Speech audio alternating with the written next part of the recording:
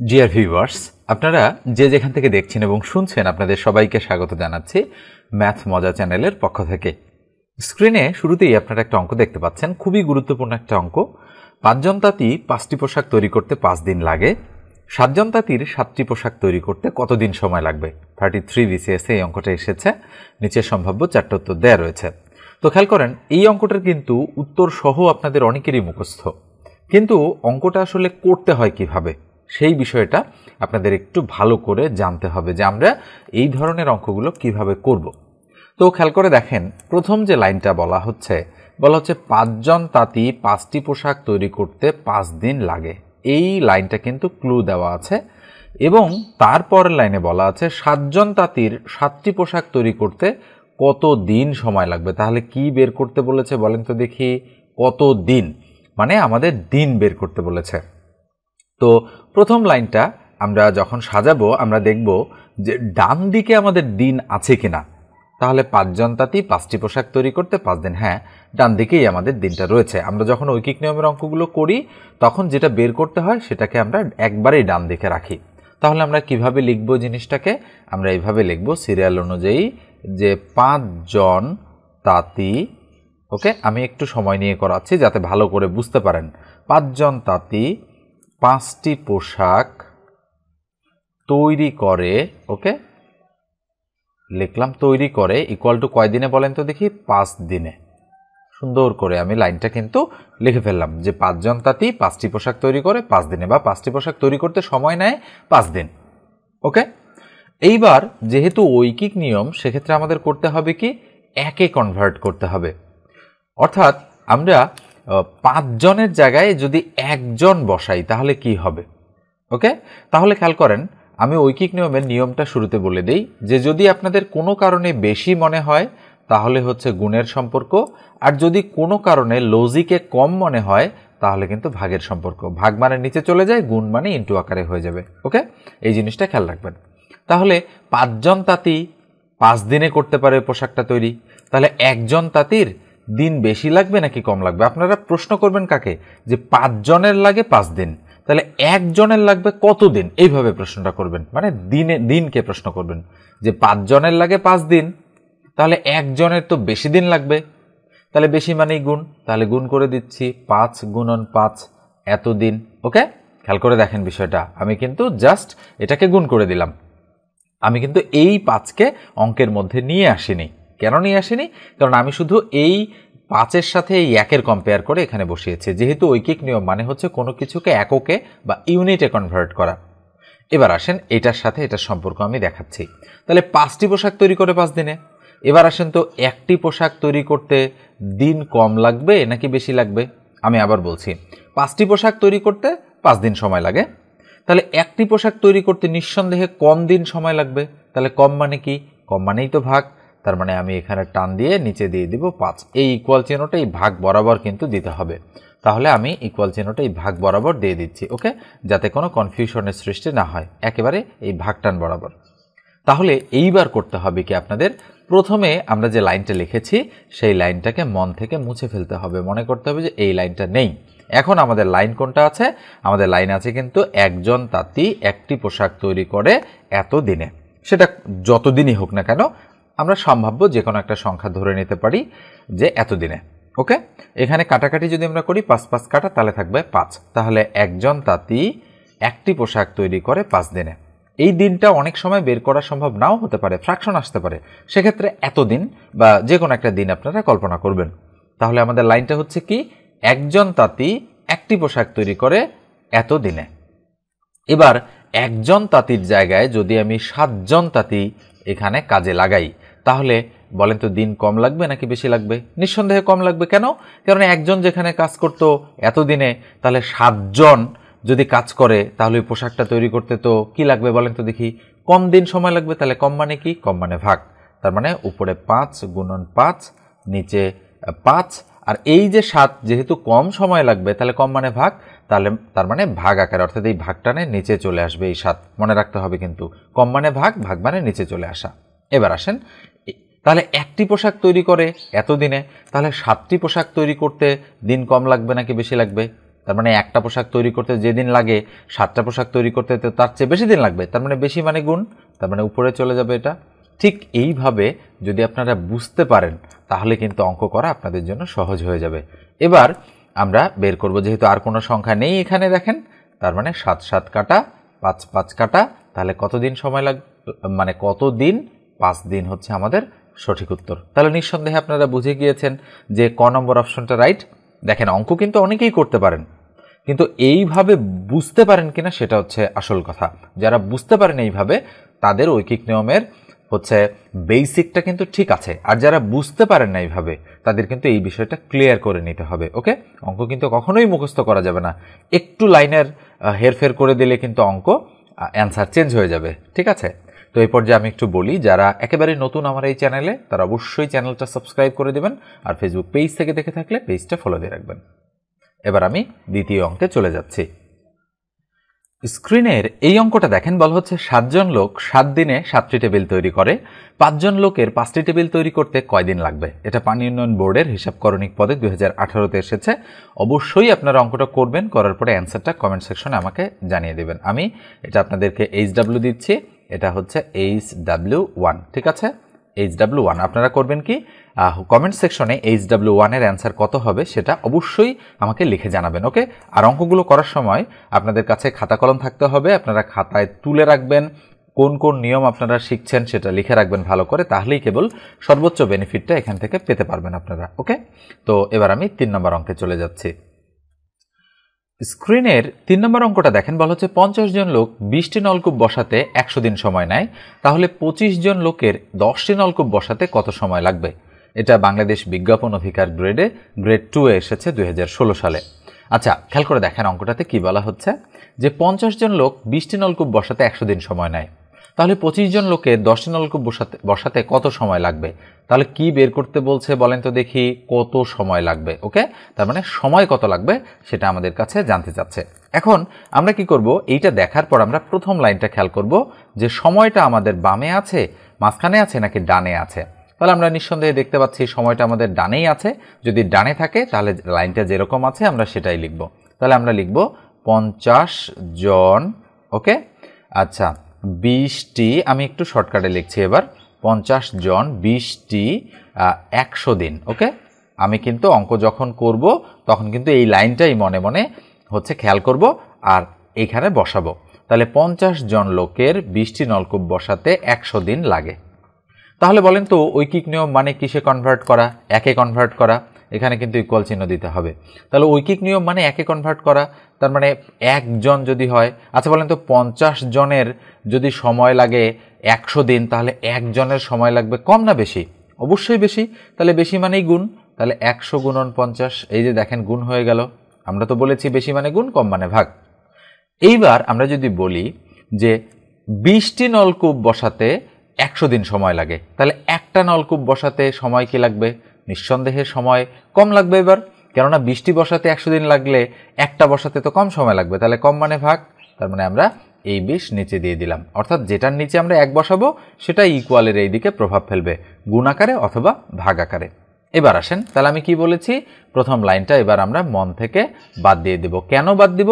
কেননা দ্বিতীয় লাইনটা লেখার পর এই লাইনের আর কিন্তু আমাদের কোনো প্রয়োজন নেই। তবে যখন আপনারা রিটেন অঙ্ক করবেন তখন কিন্তু আপনারা এইভাবে বাদ দেবেন না কাটা দিয়ে। ঠিক আছে, আমি জাস্ট আপনাদের বোঝানোর জন্য কিন্তু কাটা দিচ্ছি।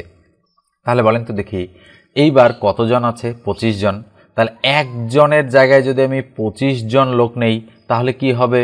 দিন কম লাগবে নাকি বেশি লাগবে? অবশ্যই দিন এবার কম লাগবে, তাহলে কম মানে ভাগ। তাহলে ভাগ মানে কি, উপরে 100 গুণন 50 ভাগ হচ্ছে 20 গুণন 25। কেন হলো? কেননা যেহেতু একজনের এতদিন সময় লাগে, তাহলে 25 জনের আরও কম সময় লাগবে, জন বাড়লে তো সময় কম লাগবে, তাই না? আচ্ছা, তার মানে ভাগ হয়ে গেল। এইভাবে বারবার আপনারা কিন্তু যুক্তি দিয়ে নিজেকে প্রশ্ন করবেন যে আসলে কম লাগতেছে নাকি বেশি লাগতেছে। আচ্ছা, এবার আসেন, তাহলে 10টি নলকূপ মানে একটা বসাতে এতদিন লাগলে 10টা বসাতে তো এবার একটু বেশি দিন লাগবেই, তাই না? তাহলে বেশি মানে গুণ, তাহলে উপরে 10 চলে গেল। তাহলে আমরা কাটাকাটি করব, 25 দুগুণ 50, 2, 10 দুগুণ 20, 2, 2, 2 ক্রস। তাহলে কত দিন সময় লাগবে? 100 দিন। তাহলে নিঃসন্দেহে দেখেন আমাদের সঠিক উত্তর হচ্ছে ঘ নম্বরটা রাইট। এইভাবে বুঝতে পারলে কিন্তু অঙ্ক আপনারা দ্রুত গতিতে করতে পারবেন। ওকে, আমি কিন্তু বোঝালাম জন্য একটু সময় লাগলো আমার, কিন্তু যদি আপনি বুঝে যান তাহলে খুব দ্রুত অর্থাৎ 40 বা 30 সেকেন্ডের মধ্যেই অঙ্কটা আপনারা করে ফেলতে পারবেন। তো আমার কাছে যদি আপনারা অনলাইনে কেউ গণিত শিখতে চান একেবারে ধরে ধরে, ওকে, তাহলে অবশ্যই 01642702760 এই নাম্বারে হোয়াটসঅ্যাপে অথবা নর্মাল কলে যোগাযোগ করতে পারেন। মাত্র 510 টাকা কোর্স ফিতে আপনারা ম্যাথের একটা পূর্ণাঙ্গ কোর্স আমার কাছে পাবেন। যারা চিন্তাভাবনা করছেন যে ম্যাথ শিখবেন, ওকে, তো অবশ্যই আপনারা এই নম্বরে যোগাযোগ করবেন। আর যাদের এরকম ইচ্ছা নেই তারা কখনোই এই নম্বরে যোগাযোগ করবেন না, কারণ অযথাই আমারও সময় নষ্ট, আপনারও সময় নষ্ট, ঠিক আছে। এবং প্রত্যেকটা চ্যাপ্টারের লেকচার শিট দিব আমরা, পিডিএফ লেকচার শিট, যেখানে সর্বমোট 999টা বা 1000-এর মতো অঙ্ক কিন্তু থাকবে, ঠিক আছে। তো প্রত্যেকটা ক্লাস লাইভে অনুষ্ঠিত হবে এবং জুম অ্যাপে, পাশাপাশি ক্লাসগুলো রেকর্ড অবস্থায় থাকবে। আপনারা চাইলে এই কোর্সে জয়েন হতে পারেন আমার সাথে, ওকে। আমি কিন্তু ব্যাচ পড়াচ্ছি আর নতুন একটা ব্যাচ নিব আমি, ওকে। যে ব্যাচটা শুরু করেছি সেখানে 2-3টা ক্লাস হয়েছে, চাইলে আপনি সেই ব্যাচেও জয়েন করতে পারেন। এবার আমরা 4 নম্বর অঙ্কে চলে যাচ্ছি। 4 নম্বর অঙ্কটা দেখেন, বলা হচ্ছে কি 5টি গরুর মূল্য 15টি ছাগলের মূল্যের সমান, ওকে। একটি গরুর মূল্য 6000 টাকা হলে একটি ছাগলের মূল্য কত? পররাষ্ট্র মন্ত্রণালয়ের ব্যক্তিগত কর্মকর্তা পদে 2019-এ এসেছে। তো খেয়াল করেন, অঙ্কটা যদি আমরা করতে চাই তাহলে আমরা আগে ফাইন্ড আউট করবো যে কি বের করতে বলেছে, একটি ছাগলের মূল্য কত, ওকে, বের করতে বলেছে একটি ছাগলের মূল্য কত। তো এই টার্গেটে আমরা হচ্ছে অঙ্কটা সলিউশন করব। তো যেহেতু একটা ছাগলের মূল্য কত বের করতে বলেছে, তো সেক্ষেত্রে আমাদের প্রথমে ক্লু দেওয়া আছে 5টি গরুর মূল্য 15টি ছাগলের মূল্যের সমান। আচ্ছা, 5টি গরু মানে 15টি ছাগল আমরা বলতে পারি। আচ্ছা বলেন তো দেখি, আমি যদি বলি এইভাবে যে 5টি গরু ইকুয়াল 15টি ছাগল, তাহলে নিঃসন্দেহে লাইনটা আমার রাইট আছে, যেহেতু সমান বলেছে ওই জন্য মাঝখানে ইকুয়াল দিয়েছি। আচ্ছা বলেন তো তাহলে একটা গরু কয়টা ছাগলের সমান? তাহলে 1 যখন হবে তখন নিশ্চয়ই কমে যাবে, তাহলে কম মানে ভাগ, তাহলে উপরে 15 তার নিচে 5, কাটাকাটি করলে কত হয়? 3। তাহলে আমরা বলতে পারি একটা গরু মানে 3টা ছাগল। আচ্ছা তাহলে এইখানে দেখেন একটা গরুর মূল্য কত বলেছে? 6000 টাকা। তাহলে একটা গরুর মূল্য 6000, তার মানে এই একটা গরুর মূল্য 6000 টাকা। যেহেতু আমরা বের করেছি একটা গরু সমান 3টা ছাগল, তাহলে এই 3টা ছাগলের মূল্যও 6000 টাকা হবে। কেন? কারণ মাঝখানে ইকুয়াল চিহ্ন আছে, যে একটা গরু মানে 3টা ছাগল, তাহলে একটা গরুর মূল্য যদি 6000 হয় তাহলে 3টা ছাগলের মূল্যও 6000 টাকা। এবার বলেছে কি একটি ছাগলের মূল্য কত? তাহলে বলেন তো দেখি, 3টা ছাগলের মূল্য যদি 6000 হয় তাহলে একটা ছাগলের মূল্য কত? 6000-কে 3 দ্বারা ভাগ, তাহলে 3 দুগুণ 6, তাহলে 2000 টাকা। তাহলে নিঃসন্দেহে আমরা বুঝে ফেলেছি যে ঘ নম্বর অপশনটা রাইট। এইভাবে কিন্তু অঙ্কগুলো করতে হবে। এবার আমরা পরের অঙ্কে চলে যাচ্ছি। 5 নম্বর অঙ্কটা দেখেন, বলা হচ্ছে কি 6 ফুট দীর্ঘ একটি বাঁশের 4 ফুট দীর্ঘ ছায়া হয়, একই সময়ে একটি গাছের ছায়া 64 ফুট লম্বা হয়, গাছটির উচ্চতা কত? তাহলে কি বের করতে বলেছে? গাছটির উচ্চতা কত।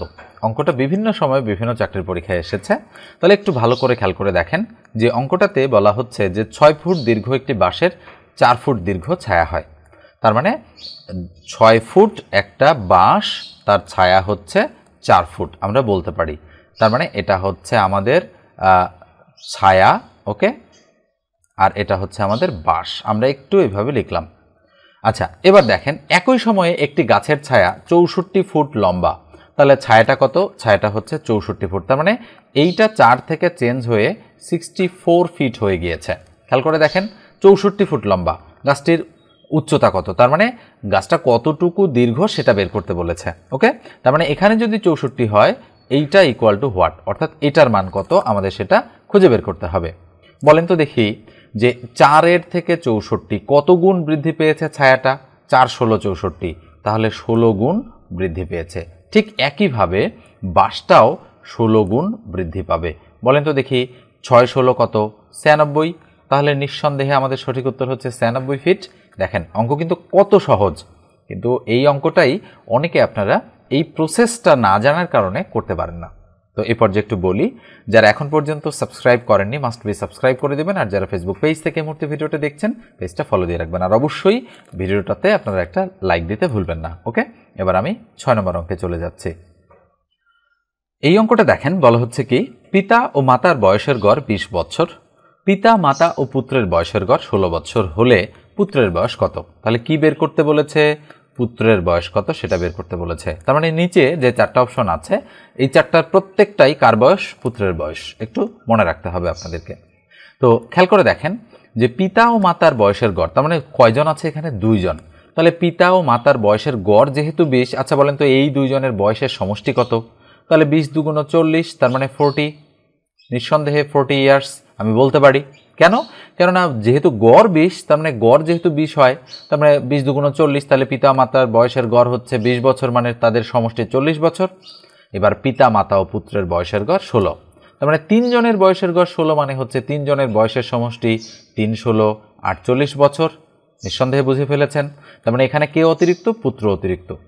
তো বলেছে পুত্রের বয়স কত। আচ্ছা বলেন তো পুত্র যুক্ত হওয়ার পর মাতা পিতার বয়সের সমষ্টি কতটুকু বেড়েছে? 8 বছর। তাহলে 48 থেকে 40 বাদ দিলে আমাদের পুত্রের বয়স বের হবে কত বছর? 8 বছর। তাহলে নিঃসন্দেহে 8 ইয়ার্স হচ্ছে আমাদের পুত্রের বয়স।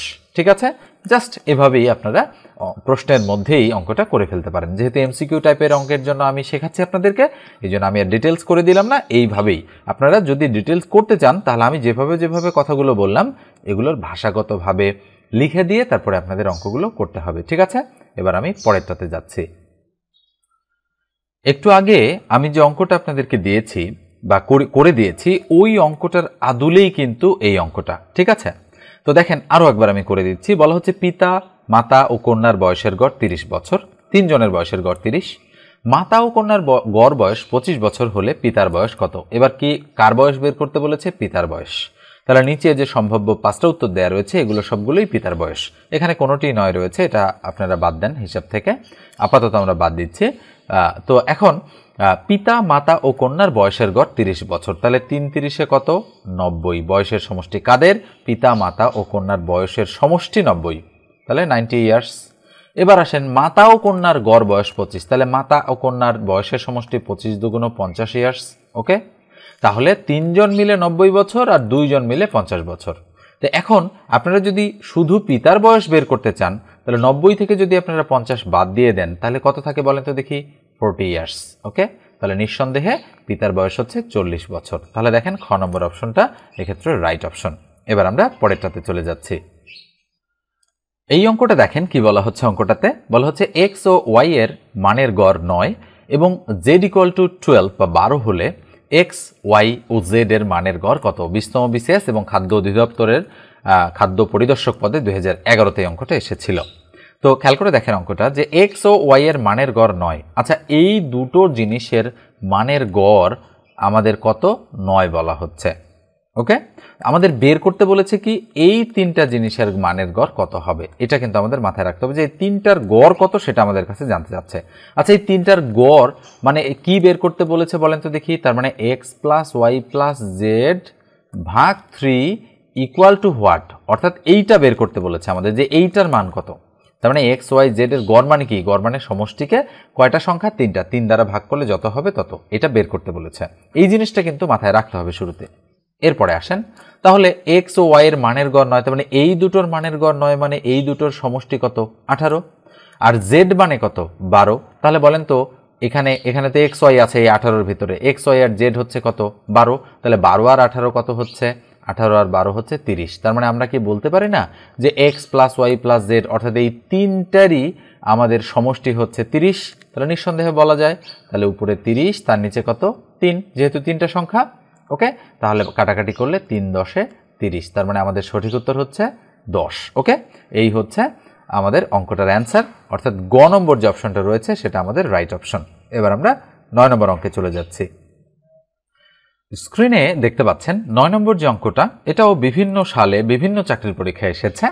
বলা হচ্ছে 6, 8, 10 এর গাণিতিক গড় 7, 8 এবং কোন সংখ্যার গাণিতিক গড়ের সমান? মনে রাখবেন যে গাণিতিক গড় বলতে কি বোঝায়? শুধু গড়।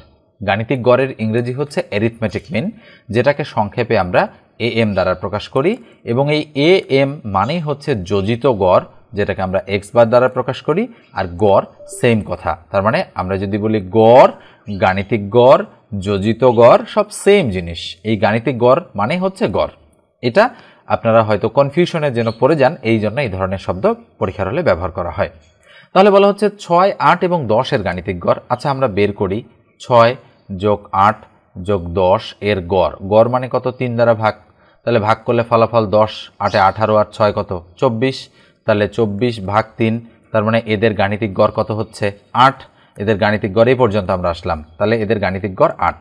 এবার বলা হচ্ছে 7, 8 এবং কোন সংখ্যার গাণিতিক গড়ের সমান? তাহলে এবার আমরা প্রশ্ন মতে এইভাবে লিখতে পারি, আমি একটু অন্য কালার ব্যবহার করছি, লিখতে পারি 7, 8 এবং কোন সংখ্যার গাণিতিক গড়ের সমান। ওকে, দেখেন খেয়াল করে, এই জিনিসটা যদি আপনি বুঝতে না পারেন তাহলে কিন্তু হবে না। এটা কিন্তু আমরা প্রশ্ন মতে বিল্ড আপ করলাম। ওকে, এটা কিন্তু আমরা দেওয়া আছে থেকে আসলাম, এই যে দেখেন এখান থেকে। তাহলে এদের গাণিতিক গড় আমরা বের করেছি 8 এবং বলা হচ্ছে 7, 8 এবং কোন সংখ্যার? তাহলে আমরা সংখ্যাটাকে ধরি এক্স সংখ্যাটা, চাইলে আমরা উপরে লিখতে পারি যে ধরি সংখ্যাটি হচ্ছে এক্স। ওকে, তাহলে 7, 8 এবং এক্স এর গাণিতিক গড়, তার মানে 3 দ্বারা ভাগ ইকুয়াল টু সমান হবে, তার মানে কার সমান? এই 8 এর সমান। ওকে, তাহলে এর নিচে 1 আছে, 1 দ্বারা এটাকে গুণ, 8 দ্বারা এটাকে গুণ, তাহলে 8 সাথে 15, তাহলে আমরা বলতে পারি 15 যোগ এক্স ইকুয়াল টু 3 8 কত? 24। তাহলে সুতরাং এক্স এর মান কত হচ্ছে? 24 থেকে 15 বাদ দিলে 16, 17, 18, 19, 20, 21, 22, 23, 24, তার মানে 9। তাহলে নিঃসন্দেহে আমাদের সঠিক উত্তর হচ্ছে, খেয়াল করে দেখেন আমরা কোথাও ভুল করেছি কিনা আমরা একটু দেখে চেক করে। ওকে, আমরা চেক করে দেখেছি আমাদের কোথাও ভুল হয়নি, আমরা যেভাবে করে দিয়েছি সেটাই হচ্ছে রাইট প্রসেস। তাহলে আমাদের উত্তর হচ্ছে 9। যেহেতু এখানে 9 উত্তর নেই তাই আমরা উত্তরটা দাগাবো না। ওকে, এখানে সঠিক উত্তর খ দেওয়া আছে। আসলে অঙ্কটা তুলতে একটু ভুল হয়েছে। কোথায় ভুল হয়েছে আমি একটু বলি, সেটা হচ্ছে এই যে 8 আছে এখানে, এই 8-এর জায়গায় কিন্তু 9 হতো। ওকে, এই 8-এর জায়গায় কত হতো? 9। এই 8-এর জায়গায় যদি 9 হতো তাহলে অ্যান্সার হতো খ নম্বরটা রাইট। তো যেহেতু আমরা এই অনুপাতেই অ্যান্সারটা বের করেছি, অঙ্ক অনুপাতে, সেক্ষেত্রে আমরা উত্তরটা দাগাবো না। ওকে, তো এক্ষেত্রে খ নম্বর উত্তরটা আমাদের রাইট হবে না এই অনুযায়ী। তাহলে উত্তর কত? আপনারা নিশ্চয়ই অঙ্কটা বুঝেছেন কিভাবে করতে হয়। এই 8-এর জায়গায় যদি 9 থাকে তাহলে কোথায় কোথায় চেঞ্জ হবে সেটা নিশ্চয়ই আপনারা ধরতে পেরেছেন। ওকে, তো এবার আমরা পরের অঙ্কে চলে যাচ্ছি। স্ক্রিনের 10 নম্বর অঙ্কটা দেখেন, বলা হচ্ছে 3টি সংখ্যার গড় 24, 2টি সংখ্যা 21 ও 23 হলে তৃতীয় সংখ্যাটি কত? এটা আমি আপনাদেরকে করে দিব না, আমি হোমওয়ার্ক দিচ্ছি। এটা অবশ্যই আপনারা মাথা খাটিয়ে অঙ্কটা করবেন। এটা হোমওয়ার্ক নাম্বার 2, ঠিক আছে? এর আগে একটা দিয়েছি, অবশ্যই আপনারা হোমওয়ার্কগুলো করবেন, করে অ্যান্সারটা কমেন্ট সেকশনে আমাকে জানাই দেবেন, ঠিক আছে? এবার আমি পরেরটাতে চলে যাচ্ছি। 11 নম্বর অঙ্কটা দেখেন, বলা হচ্ছে কি একটি ঘড়ি বিক্রয়ে একজন দোকানদার 5% ছাড় দেয়। যদি 7% ছাড় দেয় তবে সে 15 টাকা কম লাভ করে। ঘড়িটির তালিকা মূল্য কত? খুবই সুন্দর একটা অঙ্ক এটা। তো খেয়াল করে দেখেন, বলা হচ্ছে কি একটি ঘড়ি বিক্রয়ে একজন দোকানদার 5% ছাড় দেয়। যদি 7% ছাড় দেয় তবে সে 15 টাকা কম লাভ করে, তার মানে লাভ 15 টাকা কম হয় 7% ছাড় দিলে। ঘড়িটির তালিকা মূল্য, মনে রাখবেন তালিকা মূল্য মানেই হচ্ছে ওই ঘড়িটার ক্রয় মূল্য, বা ঘড়িটার মানে হচ্ছে তালিকা মূল্য বলতে বোঝাচ্ছে কি যে তালিকায় কত টাকা লেখা আছে, মানে ঘড়িটাতে কত টাকা লেখা আছে সেটা হচ্ছে তালিকা মূল্য বলতে বোঝাচ্ছে। ওকে, তো এখন আসেন আমরা পার্সেন্টেজের অঙ্কে যেহেতু তালিকা মূল্য বের করতে বলেছে, আমরা কত পার্সেন্ট হিসাব করব? 100%-এর মূল্য যদি আমরা বের করতে পারি তাহলে আমরা জানবো যে আমাদের উত্তর বের হয়ে গেছে। এই জিনিসটা আগে আমাদের শিখতে হবে। ওকে, আচ্ছা, এরপরে দেখেন বলা হচ্ছে কি একটি ঘড়ি বিক্রয় একজন দোকানদার 5% ছাড় দেয়, ভালো কথা। যদি 7% ছাড় দেয় তবে সে 15 টাকা কম লাভ করে। তার মানে এই যে 2% অতিরিক্ত ছাড় দেওয়ার কারণে তার 15 টাকা কম লাভ হচ্ছে। তার মানে আমরা কি বলতে পারি না এই 2%-এর ভ্যালু ইকুয়াল টু 15 টাকা? তাহলে নিঃসন্দেহে বলা যায় যে 2% মানে 15 টাকা। তাহলে বলেন তো 1% মানে কত? উপরে 15 তার নিচে 2, আমরা তো জানি কমে গেলে ভাগ হয়ে যায়। এবার আসেন তাহলে 100% মানে কত? যেহেতু তালিকা মূল্য বের করতে বলেছে, তাহলে 100% তার মানে এবার গুণ হবে, বেশি হবে, তাহলে গুণন 100 ভাগ হচ্ছে 2। তাহলে যদি আমরা কাটাকাটি করি, খেয়াল করে দেখেন, তাহলে 2 দ্বারা যদি আমরা এটাকে কাটি 50 2 100, ঠিক আছে? তাহলে বিষয়টা কি দাঁড়াচ্ছে? বিষয়টা দাঁড়াচ্ছে যে 5 15 75 আর একটা 0, তাহলে কত টাকা? 750 টাকা হচ্ছে তালিকা মূল্য। তাহলে নিঃসন্দেহে ঘ নম্বর অপশনটা রাইট। এইভাবে যদি আপনারা করতে পারেন তাহলে সবচেয়ে দ্রুত এই অঙ্কটা হয়ে যাবে। ওকে, এবার আমি 12 নম্বর অঙ্কে চলে যাচ্ছি। 12 নম্বর অঙ্কটা দেখেন কি বলা হচ্ছে, একটি দ্রব্য 80 টাকায় বিক্রয় করায় 20 টাকা ক্ষতি হলো, শতকরা ক্ষতি কত? ওকে, এটা কারিগরি শিক্ষা অধিদপ্তরের জুনিয়র ইনস্ট্রাক্টর পদে কত সালে 2018 সালে এসেছিল। তো খেয়াল করে দেখেন অঙ্কটাতে কি বলা হচ্ছে যে একটি দ্রব্য 80 টাকায় বিক্রয় করায় 20 টাকা ক্ষতি। এটা কিন্তু শতকরা ক্ষতি নয়, শুরুতে আপনাদের একটু বুঝতে হবে। এটা কিন্তু 80 টাকায় বিক্রি করলে মাত্র 20 টাকা ক্ষতি হচ্ছে। তার মানে বলেন তো দেখি, যে জিনিসের 80 টাকায় বিক্রয় করে 20 টাকা ক্ষতি হয় সেই জিনিসের ক্রয় মূল্য কত? তাহলে নিঃসন্দেহে আমাদের ক্রয় মূল্য হচ্ছে 80 আর 20 যোগ করে 100 টাকা। তাহলে আমরা ওই জিনিসটা ক্রয় করেছি, ওই জিনিসটার ক্রয় মূল্য হচ্ছে কত টাকা? 100 টাকা। তাহলে শতকরা ক্ষতি কত? মনে রাখতে হবে শতকরা ক্ষতি মানে হচ্ছে ক্রয় মূল্য নিচে ক্ষতি উপরে গুণন 100। তাহলে আমরা শতকরা ক্ষতি বের করতে পারি। ওকে, তাহলে শতকরা ক্ষতি আমরা বের করব কিভাবে? ইকুয়াল। তাহলে বলেন তো 100 টাকায় ক্ষতি হয়েছে কয় টাকা? 20 টাকা। তার মানে নিচে ক্রয় মূল্য আর উপরে ক্ষতি, এইভাবেই হিসাব করতে হয়, মনে রাখতে হবে। আর শতকরা ক্ষতি তার মানে গুণন 100। তাহলে 100 আর 100 ক্রস করে দিলাম, ইকুয়াল টু কত শতাংশ? 20% আমাদের ক্ষতি হয়েছে। দেখেন উত্তর হচ্ছে ঘ নম্বরটা। অঙ্ক সহজ, কিন্তু এই বিষয়টা যদি আপনি বুঝতে না পারেন যে 80 টাকায় বিক্রয় করায় 20 টাকা ক্ষতি হয়েছে, তার মানে ক্রয় মূল্য হচ্ছে 100 টাকা, এটা যদি বুঝতে না পারেন তাহলে কিন্তু অঙ্কটা হবে না। অনেকে মনে করেন কি 80 টাকায় বিক্রি করায় 20 টাকা ক্ষতি, তার মানে 20% ক্ষতি হিসাব করে দেন আপনারা, তখনই কিন্তু অঙ্কটা ভুল হয়ে যায়। ঠিক আছে, দেখতে হবে যে শতকরা কথাটা লেখা আছে কিনা। প্রথম লাইনে কোথাও কিন্তু শতকরা লেখা নাই, বের করতে হবে শতকরা, সেটা লেখা আছে। এরপরে আমরা পরেরটাতে চলে যাচ্ছি। 13 নম্বর অঙ্কটা দেখেন, বলা হচ্ছে কি টাকায় 5টি করে লেবু কিনে টাকায় 4টি লেবু বিক্রয় করে শতকরা কত লাভ হবে? ওকে, এটা পরিবার পরিকল্পনা সহকারী হচ্ছে পরিদর্শক সম্ভবত পদে 2018-তে এসেছে। তো আমরা যদি অঙ্কটা করি তাহলে খেয়াল করে দেখেন এই ধরনের অঙ্ক হচ্ছে কি বের করতে বলেছে, আমরা আগে ফাইন্ড আউট করব শতকরা কত লাভ হবে সেটা বের করতে বলেছে। ওকে, তো আমরা শতকরা লাভ যদি বের করতে চাই, সরি একটু প্রবলেম হয়ে গিয়েছিল। তো দেখেন যেখানে আমরা ছিলাম, তাহলে কি বলেছে শতকরা কত লাভ হবে? তাহলে টাকায় 5টি করে লেবু কিনে টাকায় 4টি করে লেবু বিক্রয় করা হয়েছে। তার মানে ধরেন টাকায় বলতে আমি বুঝাচ্ছি 1 টাকায়। 1 টাকায় আমি কিনেছি 5টি আর 1 টাকায় আমি বিক্রি করেছি 4টি, তার মানে নিঃসন্দেহে লাভ হয়েছে, বোঝা যাচ্ছে। তো এই ধরনের অঙ্ক আমরা যদি করতে চাই, অর্থাৎ আমরা যদি লাভটা বের করতে চাই, তাহলে আমাদের করতে হবে কি ক্রয় মাইনাস বিক্রয় ভাগ বিক্রয়, যেহেতু শতকরা তার মানে গুণন 100। এই সূত্রটা আমাদের মনে রাখতে হবে। তবে মনে রাখতে হবে যে এখানে টাকায় টাকায় এই দুটো জিনিস সেম থাকতে হবে। অর্থাৎ এখানে যদি বলে 20 টাকায় 5টি কিনে 20 টাকায় 4টি বিক্রি, তাহলে কিন্তু ঠিক আছে, কোনো সমস্যা নেই। যদি বলে 100 টাকায় 5টি কিনে 100 টাকায় 4টি বিক্রি, তবুও ঠিক আছে। তার মানে এই দুটো ফিগার যদি সেম হয় তাহলে আমরা এই সূত্রটা প্রয়োগ করে দিতে পারবো। তাহলে ক্রয় কয়টা? 5টা, তাহলে 5 মাইনাস বিক্রয় কয়টা? 4টা, তাহলে 4 ভাগ বিক্রয় 4 গুণন কত? 100। তাহলে আমরা কি করতে পারি? 5 থেকে 4 গেলে 1 ভাগ 4 গুণন হচ্ছে 100। আমরা যদি কাটাকাটি করি 4 25-এ 100, তাহলে 25 কত হবে? 25%। তাহলে নিঃসন্দেহে আমাদের খ নম্বর অপশনটা রাইট। দেখেন অঙ্ক কিন্তু খুব সহজই হয়ে যাবে যদি আপনি করতে জানেন। আর অঙ্ক পরীক্ষার হলে কিন্তু সহজ অঙ্কই আসে, হাতে গোনা 2-4টা অঙ্ক কঠিন আসে। আপনারা হয়তো ভাবেন যে সহজ অঙ্কগুলো আসে না, কিন্তু আপনারা অবশ্যই চাকরির পরীক্ষায় যদি অ্যানালাইসিস করেন প্রশ্নগুলো, তাহলে দেখবেন শতকরা 20-25% কঠিন প্রশ্ন আসতে পারে, বাকি 75 বা 80% কোশ্চেনই আপনাদের জন্য সহজ আসে এবং রিপিটেড কোশ্চেন আসে। ওকে, এই জন্যই বিগত সালের চাকরির পরীক্ষার প্রশ্নগুলো খুব ভালো করে সলিউশন করবেন, বিশেষত বিসিএস বলেন বা হচ্ছে আপনারা যারা অন্য ধরনের পরীক্ষা দেন, প্রাইমারি বলেন, নিবন্ধন বলেন, কিংবা মন্ত্রণালয়ের বিভিন্ন পরীক্ষা বলেন বা পিএসসি এর নন ক্যাডারের পরীক্ষা বলেন, এগুলোর জন্য কিন্তু আপনাদের বিগত সালের প্রশ্নই সলভ করতে হয় খুব বেশি বেশি করে। আর 11 গ্রেড থেকে 16 গ্রেডের পরীক্ষা যারা দিচ্ছেন তাদের তো 100% রিপিট আমি বলতে পারি, এগুলো করলেই হয়ে যায় আপনাদের। ঠিক আছে, এরপর আমি 14 নম্বরে চলে যাচ্ছি। স্ক্রিনের এই অঙ্কটা দেখতে পাচ্ছেন, এটাকে আমরা হচ্ছে 14 নম্বর অঙ্ক হিসাবে আইডেন্টিফাই করছি। এটা হচ্ছে 14 নম্বর অঙ্ক এবং এই অঙ্কটা অবশ্যই আপনারা করবেন। এটা আমি HW3 দিয়ে দিচ্ছি। বলা হচ্ছে টাকায় 10টি করে লেবু কিনে টাকায় 8টি লেবু বিক্রয় করলে শতকরা কত লাভ হবে? নিঃসন্দেহে আপনারা করতে পারবেন। প্রাথমিক বিদ্যালয়ের সহকারী শিক্ষক পদে 2015-তে এই অঙ্কটা এসেছে। তো অবশ্যই HW3 এর অ্যান্সারটা আপনারা কমেন্ট সেকশনে কমেন্ট করে আমাকে জানাবেন। এবার আমি 15 নম্বর অঙ্ক অর্থাৎ সর্বশেষ অঙ্কে চলে যাচ্ছি। বলা হচ্ছে এক ঝুড়ি আম 10% ক্ষতিতে বিক্রয় করা হলো, বিক্রয় মূল্য 45 টাকা বেশি হলে 5% লাভ হতো। এক ঝুড়ি আমের দাম কত? বিভিন্ন চাকরি পরীক্ষায় এসেছে এই ধরনের অঙ্ক। তো এখন খেয়াল করে দেখেন আমরা কি বলতে পারি অঙ্কটাতে, যেটা বের করতে বলেছে যে এক ঝুড়ি আমের দাম কত। ওকে, তাহলে এক ঝুড়ি আমের দাম যেহেতু পার্সেন্টেজের অঙ্ক, তাহলে আমরা ধরলাম যে এক ঝুড়ি আমের দাম হচ্ছে 100%, এর ভ্যালু যত হবে তত। আচ্ছা বলেন তো দেখি, তাহলে এক ঝুড়ি আম 10% ক্ষতিতে বিক্রয় করা হয়েছে, বিক্রয় মূল্য 45 টাকা বেশি হলে 5% লাভ হতো। তার মানে এই ক্ষতিটা পোষায়া আরও 5% লাভ হতো যদি না 45 টাকায় বিক্রয় মূল্য 45 টাকা বেশি হতো। তাহলে এক ঝুড়ি আমের দাম কত?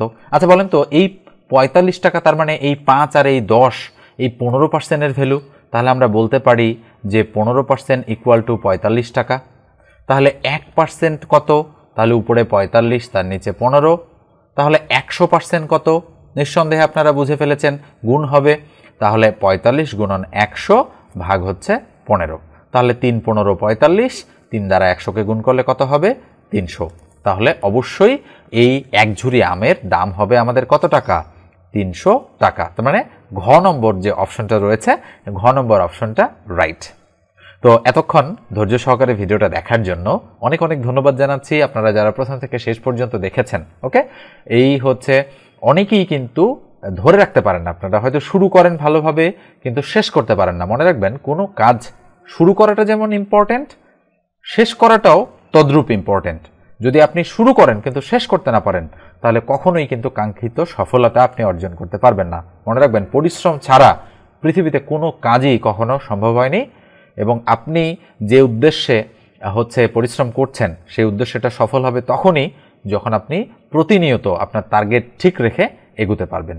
তো ধন্যবাদ সবাইকে আবারও। ভালো থাকবেন, সুস্থ থাকবেন, আর অবশ্যই সাবস্ক্রাইব না করে থাকলে সাবস্ক্রাইব করে দেবেন। ফেসবুক পেজ থেকে দেখে থাকলে পেজটা ফলো দিয়ে রাখবেন।